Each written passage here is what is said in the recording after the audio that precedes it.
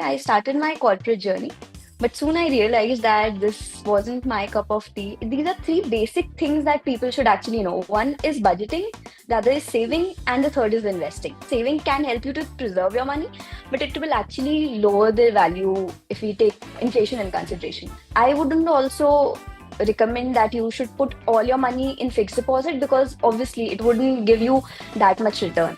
You might have come across this recent scam, the Taurus jewelers that happened in Mumbai. So they promised people with 6 to 11% return, that too weekly. Financial planning can wait until you earn more. Hello everyone, my name is Hensi Thakkar from the CSR Journal. Today we are thrilled to welcome CA Sakshi Jain on our platform. Sakshi is a CA and she's a finance content creator. Her videos have made knowledge about finance accessible to large number of people in a simplified language, making it possible for her audience to make informed choices. Through her videos, she has made the understanding of finance not just palatable, but cool to the younger generation. Sakshi, welcome to the CSR Journal. Hi, thank you so much for such a wonderful introduction. It's indeed a pleasure being a part of this. Great. So first, we'd like to understand what inspired you from going from corporate finance to finance content creation. So since the start, I had this urge of building something of my own, doing something of my own, building up my personal brand, and also helping others. So I think March April 2023, I started my corporate journey. But soon I realized that this wasn't my cup of tea and I wanted to do something else. So that is when, while exploring different options, I came across content creation and thought of leaving the corporate life and starting content creation.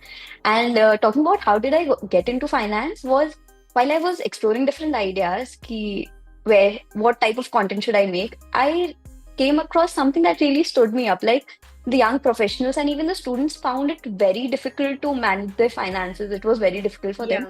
That is when I thought, why not combine my passion for doing something of my own? That's really great because it's not just. You also do other awareness sort of videos about the rights that the customers have against corporates and stuff like that. So it's really inspiring and it's really amazing how entertaining you make while making it informative. So how do you balance that? How do you go about that? How do you make your content so entertaining? When I started this, I always thought I wanted to make the complex financial things simpler for my audience. So there are 2-3 things which I keep in mind. The first is I generally try to make my content conversation so that it doesn't seem like a lecture. It is more into a friendly tone because people would love to talk to their friend or something in a friendly tone. So this is one thing I take care of. The other point is I try to avoid using technical jargons and try to break down the things in as simplest, as digestible as possible. So these are 2 things. And apart from that, I have understood how much important infographics, visuals, and charts and all play because they create a good impact on the person's mind more than what the words can actually create. So these are few points which I take into consideration while creating my content. What are some of the most important or critical financial skills that every young person or young professional should develop in your opinion? Actually, when I was starting out, one of the best pieces of advice which I got was your money should work as hard as you do. So that actually changed my perspective for finance. That is when I started exploring more. So now I understand actually these are 3 basic things that people should actually know. One is budgeting, the other is saving, and the third is investing. Okay. The person should actually know these 3 things. See, budgeting will help them give a roadmap, and they should actually know where they are spending, where their money is going. Once they know that, they can set aside money for saving and investing. The next one is saving. It is more like paying yourself first. So you pay yourself first and then do your other expense and everything. The third is investing. See, saving alone is not enough because saving can help you to preserve your money, but it will actually lower the value if we take inflation in consideration. Yes. So investing can actually help you to beat inflation and grow your money over time. Right.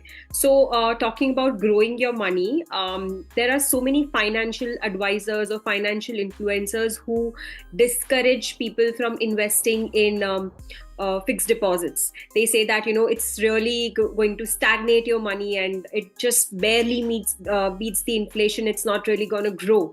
But I have seen your content, and you don't shy away from recommending investing in fixed deposits. I think one of your recent videos you talked about dividing your amount in 3 different fixed deposits. The FD laddering strategy. Yes. So what I'm asking you here is that why do these other financial advisors shy away from recommending fixed deposit, but you don't? See, the thing is, while a person is deciding where do they want to invest, the purpose and the goal has a very important role to play. See, if you're investing for long term, I wouldn't also recommend that you should put all your money in fixed deposit, because obviously it wouldn't give you that much return. But if you're thinking on investing for a short term, or if you want, if you have 100 rupees to invest, and you should actually divide your money कि कितना safe में करना है, कितना थोड़ा risk में करना है, and कितना हाई रिस्क में.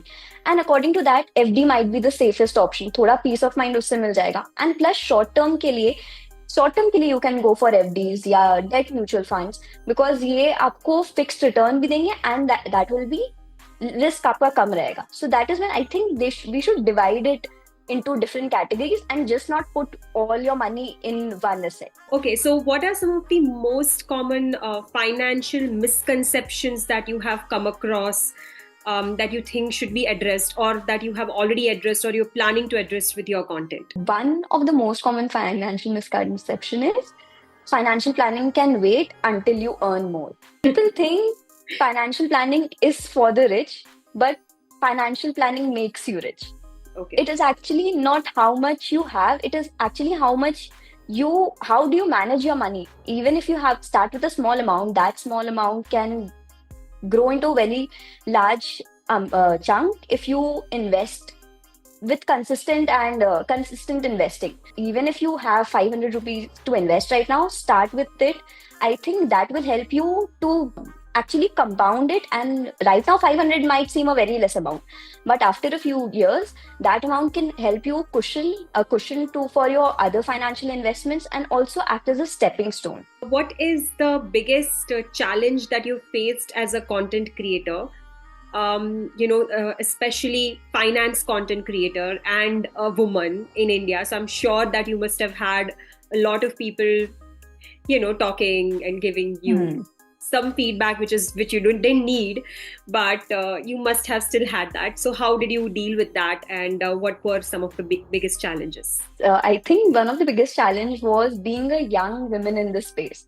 So people generally have that traditional image in mind of a finance creator. Yes. So I do not fit in that traditional image. So yes, I have faced skepticism in the start, that because being a woman and a young professional in this field, but I think I have let my work speak for itself now, because I try to create content which is more accurate, authentic and well researched. So I think it is because of my work I have been able to build that credibility over time in this space. According to you, what are some of the most ऐसे financial mistakes होते हैं जिनको avoid किया जा सकता है, but people just keep continue making those mistakes? What are some of, on our platform, I would like you to just tell people to stop making those mistakes. So please go ahead and tell us, what mistakes are we making? Number one is people do not understand the importance of emergency funds. You should always have 6 to 12 months of expenses with you, because अगर कोई भी uncertainty आता है, a job loss, a medical emergency, you would have 2 options. अगर आपने emergency fund नहीं बनाया है, या तो आप लोन लोगे, या फिर आपके इन्वेस्टमेंट्स तोड़ के आप उससे वो ट्राई करोगे वो कवर करने का. सी, पहले तो लोन लेना इज ऑल्सो पर्सनल लोन लेना होगा, वो आपके लिए अच्छा रहेगा नहीं. एंड सेकेंड, अगर आप इन्वेस्टमेंट्स भी तोड़ते हो तो वो कंपाउंडिंग इफेक्ट चला गया आपका.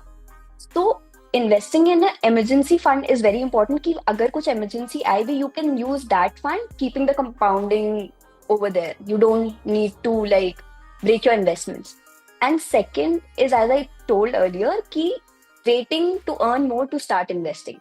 उनको लगता है जब मेरे पास बहुत ज्यादा पैसा आने लगेगा, if I have earned 10,000, 20,000 right now, अभी बहुत insignificant है, कुछ मतलब नहीं इन्वेस्ट करके. But they don't understand कि 500 can also actually help them a lot in the coming years.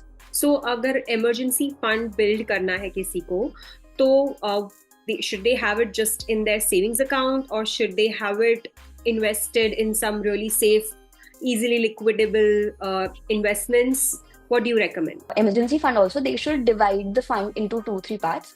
Some of it can, like the 2 months of expense, they can keep in the savings account itself if they want it liquid, and the rest of it they can invest in a fixed deposit, a high yielding fixed deposit, but take care of the maturity or the lock-in period for that FD. And other than that, they can invest in debt mutual funds, liquid debt mutual funds. So these are some lesser risk options. So for emergency fund, they shouldn't go for some high risk options.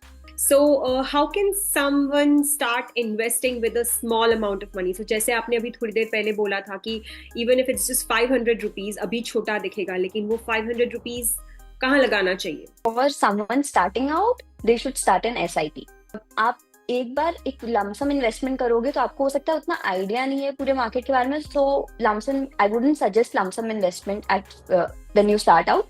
So you can start a SIP से you can actually choose funds. अभी for the lesser risk option you can go for the large cap index funds. Okay. जो index funds आप उसमें invest कर दो, क्योंकि there is low risk and वो एक तो आपको ये एक habit build करने में help करेगा कि वो आप 500 अभी कर रहे हो, you can step it up. आप step up SIP start कर दो. आप 5,000 suppose आप अभी start कर रहे हो, you know you will increase your earning potential in the coming years. So go with a step up SIP. This year you will invest 5,000. Next year you will invest 5,000 plus 10%. Increase it with 10% the next year. So that is how I think they can start their investment journey.